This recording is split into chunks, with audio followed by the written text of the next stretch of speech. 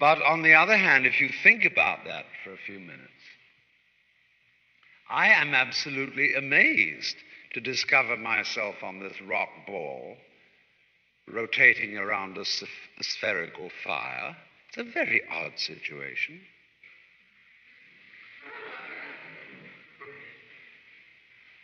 And the more I look at things, I cannot get rid of the feeling that existence is quite weird. I know that.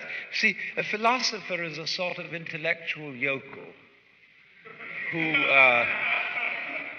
gawks at things that sensible people take for granted. And sensible people, existence is nothing at all. I mean, it's just basic, and just go on and do something. See, this is the current movement in philosophy. Logical analysis says you mustn't think about existence. It's a meaningless concept. Therefore, philosophy has become the discussion of trivia, and philosophical journals is now as satisfactorily dull as any other kind of purely technical inquiry. No good philosopher lies awake nights worrying about the destiny of man and the nature of God and all that sort of thing, because a philosopher today is a practical fellow who comes to the university with a briefcase at 9 and leaves at 5. He does philosophy during the day, which is discussing whether certain sentences have meaning, and if so, what. And then he would, as William Earle said in a very funny essay, he would come to work in a white coat if he thought he could get away with it. The problem is he's lost his sense of wonder. Wonder is like, in modern philosophy, something you mustn't have. It's like enthusiasm in 18th century England. It's very bad form. But you see, I don't know what question to ask when I wonder about the universe. It isn't a question that I'm wondering about, it's a feeling that I have. Imagine if you had an interview with God. Everybody was going to have an interview with God, and you were allowed to ask one question.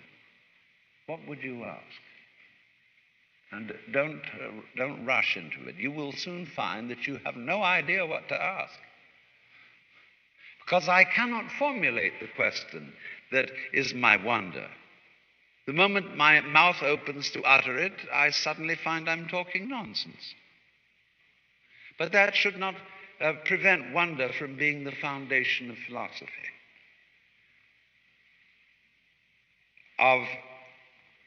Well, as Aristotle said, wonder is the beginning of philosophy. Because it strikes you that existence is very, very strange.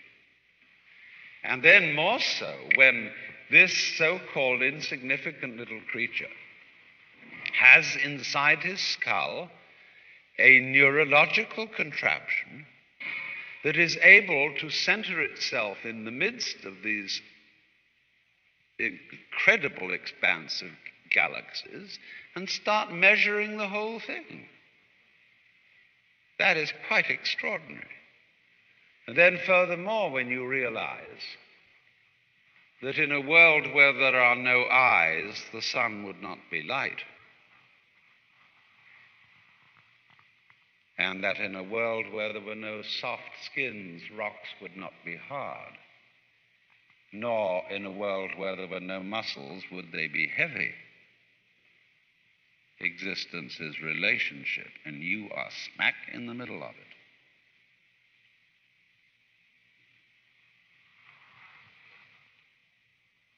So, there is obviously a place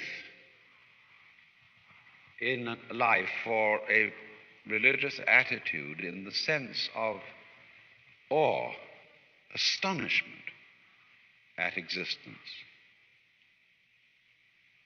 And that is also a basis of respect for existence. We don't have very much